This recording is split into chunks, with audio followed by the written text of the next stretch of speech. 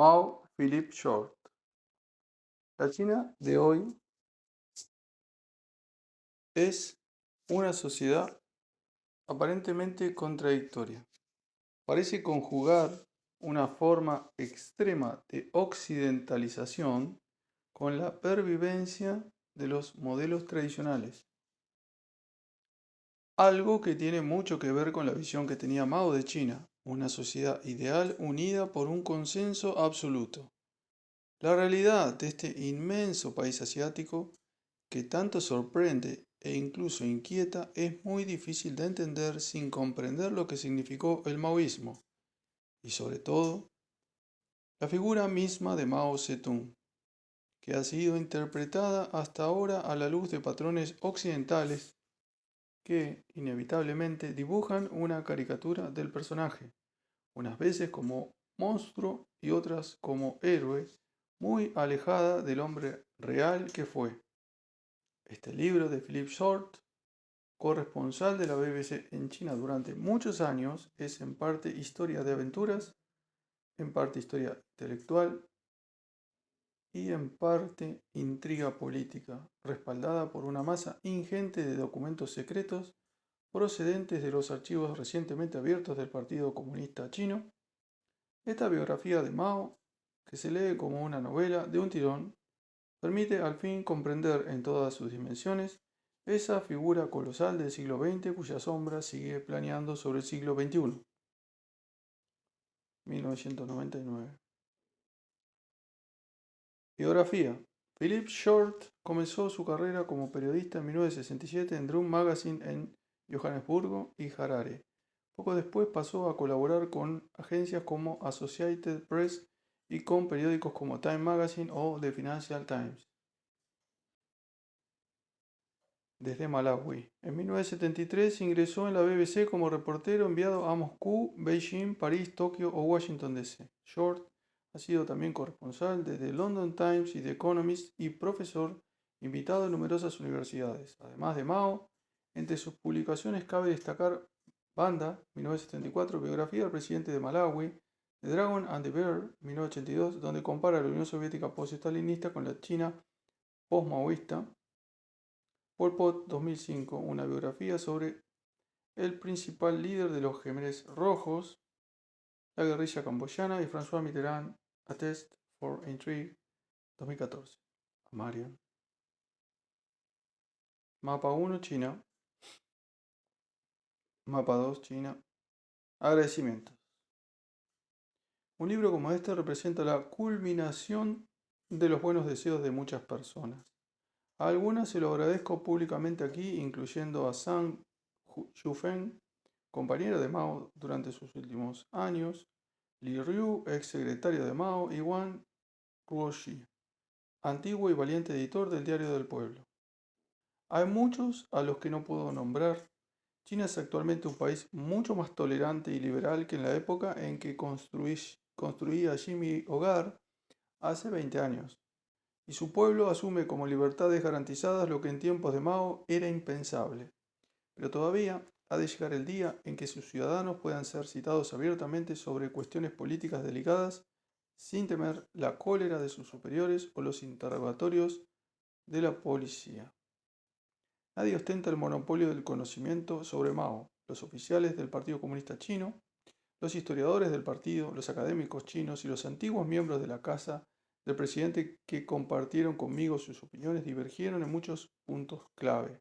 En algunas ocasiones sus ideas me parecieron poco convincentes, como a ellos las mías, pero en conjunto contribuyeron a iluminar áreas de la vida de Mao que hasta ahora se han mantenido hábilmente entre visillos, derribando de paso muchos elementos de la mitología convencional. A todos ellos les expreso mi gratitud.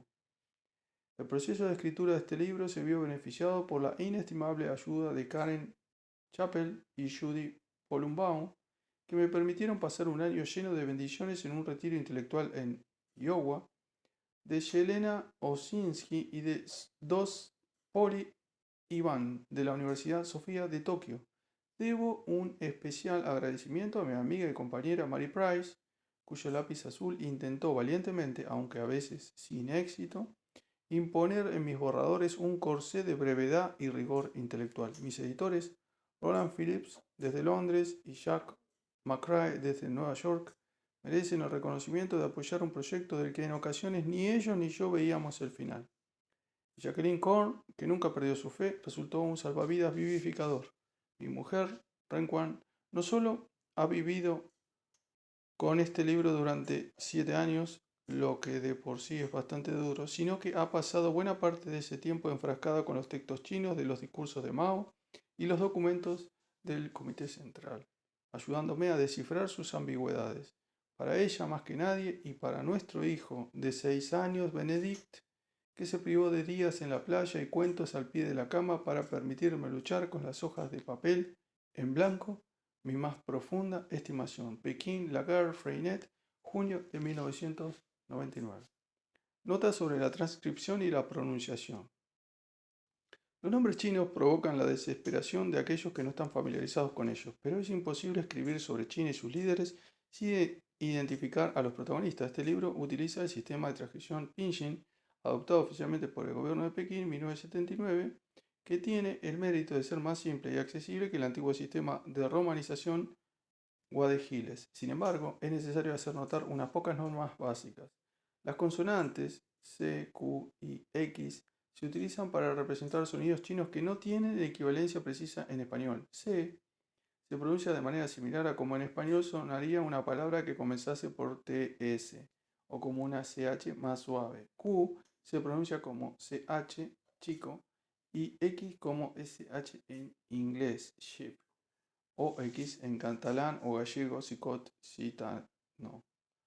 Las vocales son traicioneras. La vocal final A se pronuncia como en casa, ay, como en caray o taifa, an, precedida por consonante como en fan, tan, etc., es igual a caimán o alemán, pero si va precedida de i o i, lian, xian, shan, etc., se pronuncia como en español, bien, bien o también. An corresponde a un sonido más gutural que rima aproximadamente con la primera sílaba de angustia, y ao rima con cacao. La E final, como en He, Sin, Sen, Li, De, tiene un sonido a medio camino entre la A y la E española, similar a la E inglesa, como Her, pero si va precedida de I o Y, como en Ran, Tie, She, Xianxin, suena parecido en español a la terminación del término Pai. Ei tiene un sonido muy similar al de la primera sílaba de peine. En, como en Li, Wenlin, Men, se pronuncia un poco más cerrado que en Ben o Amen. Eng, como en Deng, Meng, se pronuncia como mucho más cerrada, una E mucho más cerrada y oscura, cercana a la O española y con un cierre gutural al final. La I final, como en li, qui, di, es idéntica a la I en español, excepto cuando va precedida de C, CH, R, S, Z, S, H, Z, H, si, chi, ri, si, ci, si, shi. Como se pronuncia con una abreviación similar a la R y se aproxima ligeramente al sonido final de la palabra inglesa share. La terminación U se pronuncia como en español la combinación vocálica yo. La O final, como en wo y wo, como en luo, se pronuncia de manera muy similar a la O final española, como en liso, ong, como dong o long. Mantiene el sonido on, pero con un cierre gutural final que lo aproxima al sonido ung. En unos pocos casos, cuando la transcripción pinyin es tan poco conocida que es irreconocible, se han mantenido las formas tradicionales. Estas son, con la transliteración pinyin entre paréntesis, Amoy, Xiamen, Cantón, Guangzhou, Chiang Kai-shek, Jiang Shenxi, Xiesi, Hong Kong, Xiangang, Sun Shan-tse, Sun Xixian, Song Jing-ling, Song Kun-ling y su hermana Mei-ling y su hermano Song, Tibet, Xizang y Guampoa, Wampu. Prólogo. Hoy en día pocos han oído hablar, ni siquiera en China, de la pequeña ciudad comercial de Tongdao. Esta se extiende algo más de 1 kilómetro a lo largo de la orilla izquierda del Shuangxiang, encajada en una estrecha franja de terreno entre el anchuroso río de aguas marrones y una cadena de montes en forma de terrazas. Tongdao es el centro de una pequeña área minoría no Han, en la que se funden las provincias Guangxi, Guizhou y Hunan. Es un lugar descuidado y decadente, con una calle principal larga y embarrada, pocas tiendas y aún menos edificios modernos. Los lugareños afirman con resignación que nunca ocurre nada de interés, pero en una ocasión allí tuvo lugar un suceso digno de mención. El 12 de diciembre de 1934, los líderes del Ejército Rojo se reunieron en Tongdao en un cónclave que había de marcar el inicio de la ascensión de Mao Zedong al poder supremo. Fue uno de los episodios más oscuros de la historia del Partido Comunista Chino. El único trazo escrito del paso del Ejército Rojo es la vieja fotografía de un descolorido eslogan garabateado por las tropas sobre un muro. Todo el mundo debe tomar las armas y luchar contra los japoneses. Los participantes, sin excepción alguna, ya han muerto. Nadie sabe exactamente quién estuvo presente o incluso dónde tuvo lugar la reunión. El primer ministro Zhou Enlai recordaba, años después, que había sido en una granja en algún punto de las afueras de la ciudad donde se estaba celebrando una boda.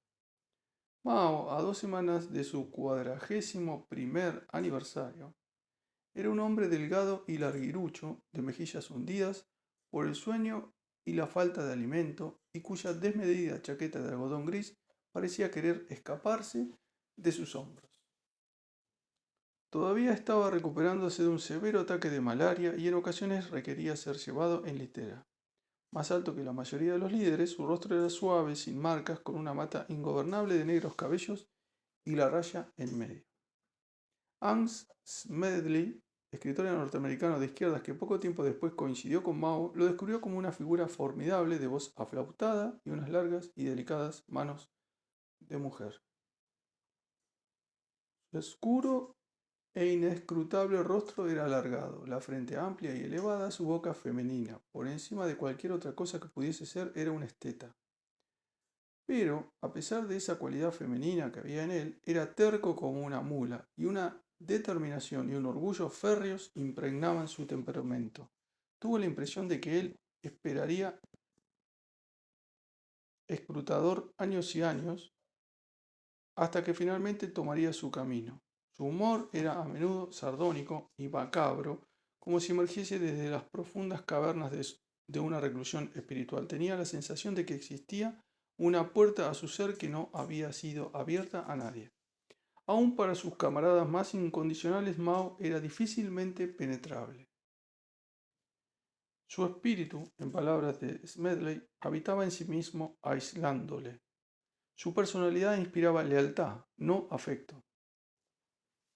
Combinaba un temperamento agresivo con una paciencia infinita, el discernimiento con una fijación casi pedante por los detalles, una voluntad inflexible con la extrema sutileza, el carisma público con las intrigas privadas.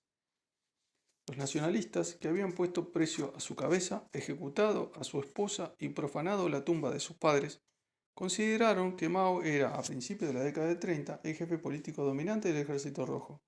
Pero como tan a menudo ocurría, estaban equivocados. El poder estaba en manos del llamado Grupo de los Tres o Troika. Bogu, líder del partido en fusiones, o como era conocido formalmente, el camarada con plena responsabilidad para el trabajo de la central del partido, de 27 años, se había licenciado en la Universidad de los Trabajadores del Este en Moscú. Poseía el rostro de un colegial precoz, ojos saltones y gafas de montura negra, de las que un diplomático británico afirmó sin tacto pero continuo que le recordaban un títere grotesco. El Comintern le había lanzado al liderazgo para asegurar la lealtad a la línea soviética. El segundo miembro, Zhou Enlai, comisario político general del Ejército Rojo y poder real tras el trono de Bogu, contaba también con la confianza de Moscú. El tercero, Otto Braun, un alemán alto y delgado de nariz prominente, dentadura caballuna y gafas redondas que le hacían destacar, era el consejero militar del Comintern. Durante los 12 meses anteriores, estos tres hombres habían presidido una serie ruinosa de reveses militares para los comunistas. El líder nacionalista, Chiang Kai-shek, había consolidado su dominio sobre la mayor parte de China y estaba decidido a extirpar lo que con razón consideraba un desafío potencial y a largo plazo a su dominio, Con la ayuda de consejeros militares alemanes, comenzó por construir líneas de búnkeres fortificados alrededor de la región controlada por los comunistas. Con irritante lentitud, las líneas avanzaron, el lazo en torno a la zona se estrechó y las fuerzas comunistas fueron cercadas. Muy gradualmente el Ejército Rojo estaba quedando estrangulado. Era una estrategia para la cual la Troika no tenía una respuesta adecuada. Probablemente Mao no habría tenido más éxito que ellos, pero Bogu le había marginado hacía más de 2 años. Mao no estaba en el poder. En octubre de 1934, tras meses de discusiones agónicas entre la cúpula del partido, los rojos abandonaron su base en una apuesta desesperada por evitar una derrota definitiva, con la fuerza de Chiang al acecho para la matanza. Su marcha de 10.000 kilómetros a través de China sería posteriormente encumbrada como la Larga Marcha, un símbolo épico de coraje ante la adversidad, la disciplina más desinteresada y una voluntad indómita. En aquel momento se la llamó de manera más prosaica el desplazamiento estratégico y algo más tarde la marcha al oeste. El plan, en el caso de que existiese alguno, era avanzar hacia el noroeste de Hunan, donde los caciques militares locales se mantenían cautelosos ante las ambiciones de Chiang y reacios a hacer causa común con él, y allí fundirse con otras fuerzas comunistas para crear una base central roja que reemplazase la que acababan de perder. Todo comenzó bastante bien, el ejército rojo se escabulló por entre la primera línea de búnkeres sin encontrar apenas resistencia. Las dos líneas siguientes también cayeron. Pasaron más de 3 semanas hasta que los servicios de información nacionalistas fueron conscientes de que su presa había escapado. Pero la cuarta línea de Chiang, en el río Xiang, era distinta. La batalla duró más de una semana, del 25 de noviembre al 3 de diciembre. A su fin, el ejército rojo había perdido entre 15 y 20.000 combatientes. Unos 40.000 reservistas y porteadores habían desertado. De los 86.000 hombres y mujeres que habían partido en octubre, poco más de 30.000 perseveraban. La caravana, formada por el rastro de los equipajes, que se extendía a lo largo de 80 kilómetros como un leviatán serpentino que, diría Mao, tiempo después se asemejaba más a la mudanza de una casa que a un ejército en marcha. Veía rota su columna al llegar al río Xiang.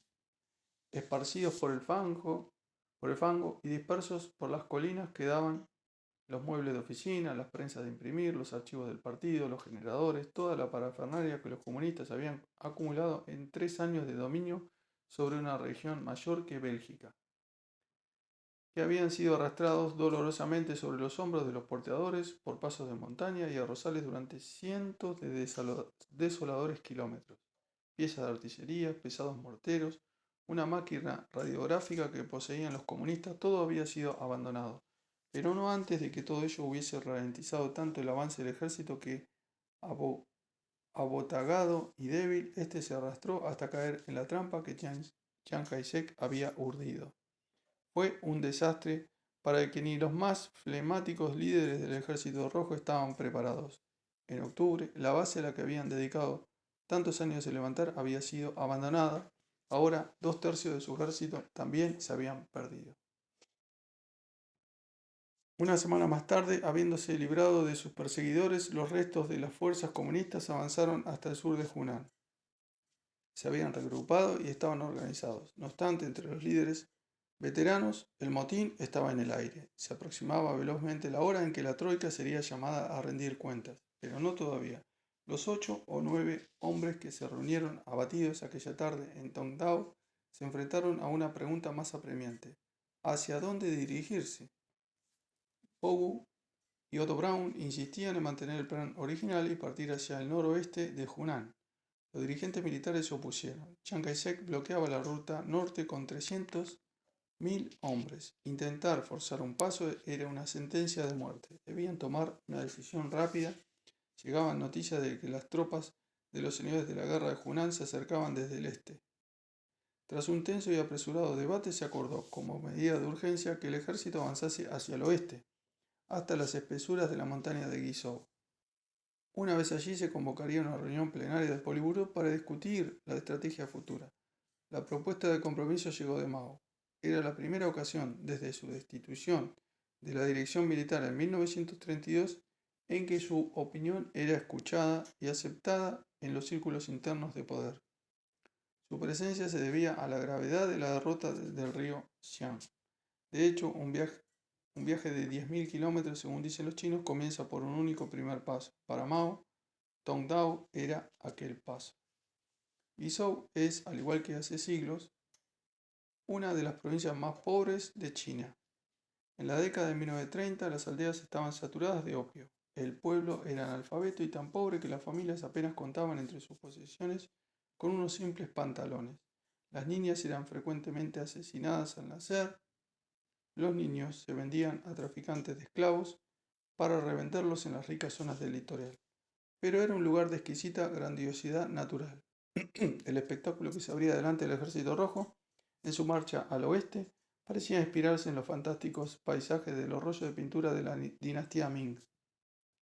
Más allá de Tongdao, las colinas se alzan abruptamente y las montañas son más vastas y recordadas. Grandes montículos cónicos de piedra caliza, de miles de metros de altura, montes como jorobas de camello, como hormigueros gigantes, montañas de pastel de ciruela, como túmulos a los ancestros. De los despeñaderos cuelgan los poblados miao, racimos de techos de paja y paredes ocre, con aleros salientes y ventanas de papel con celosías, oscuros en contraste con la alfombra verde amarillenta de las hierbas marchitas del invierno y los tempranos brotes de la primavera. Los halcones vuelan en círculo a lo alto, abajo la blanca escarcha descansa sobre el rastrojo del trigo. La gente de Guizhou dice, no hay 3 días sin lluvia, no hay 3 li sin montes. En esta parte de la provincia solo hay montañas y en diciembre y enero llovinas y nieblas perpetuas.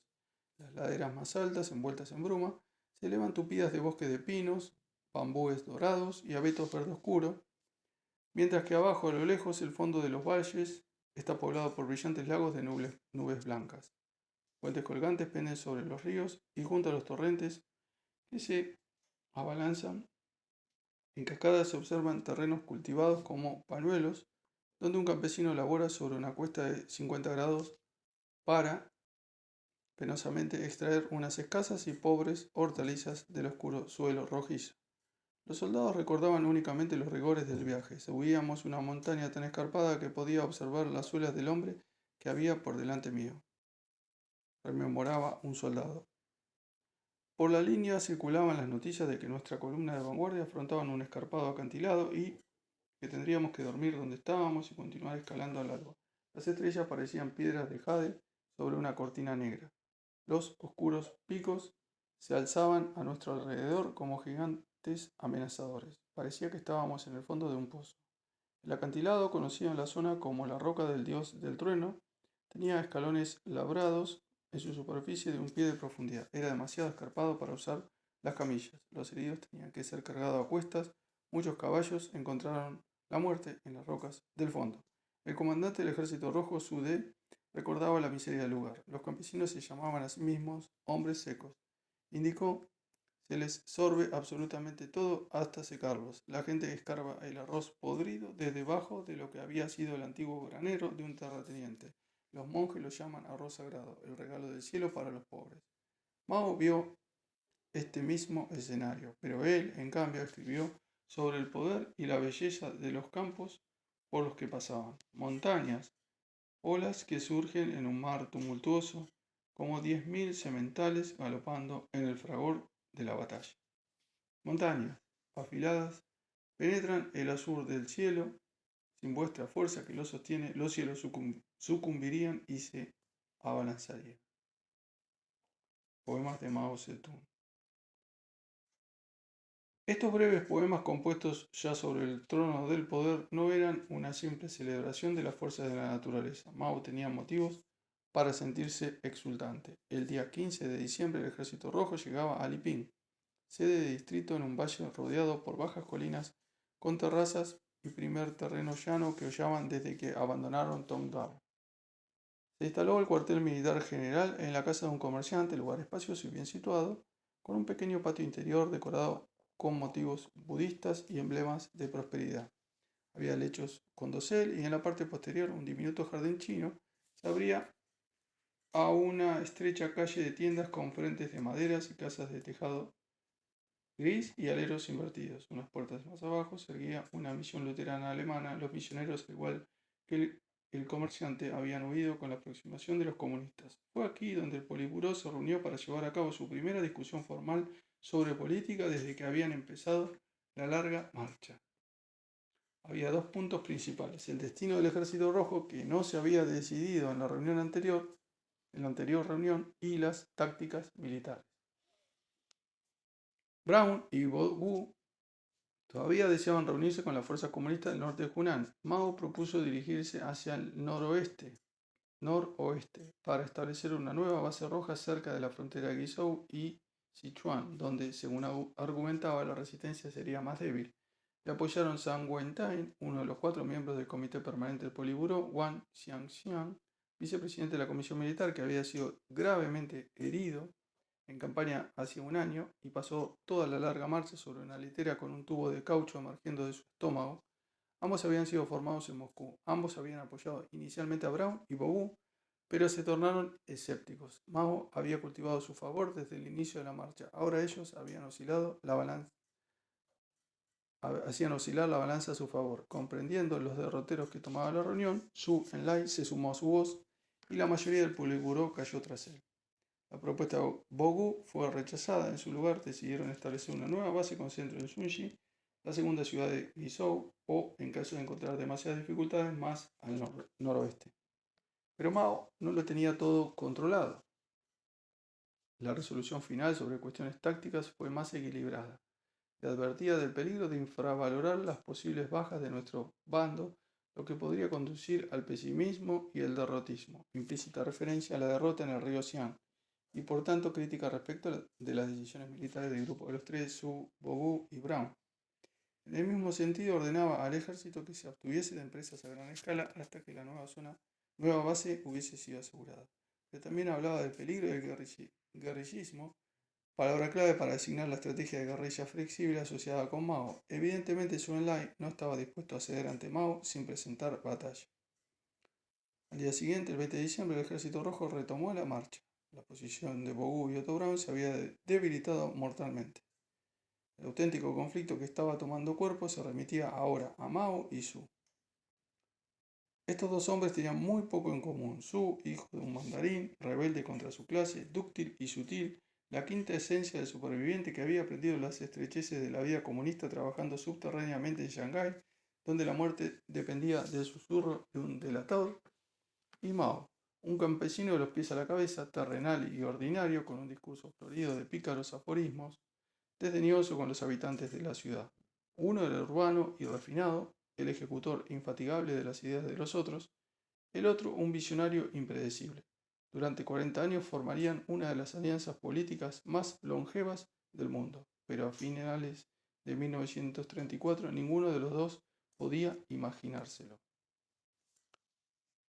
El 31 de diciembre, la cúpula del ejército se detuvo en un pequeño centro del comercio llamado Houchang, Aldea del Mono, 40 kilómetros al sur del río Wu, la última barrera natural antes de alcanzar Sunji.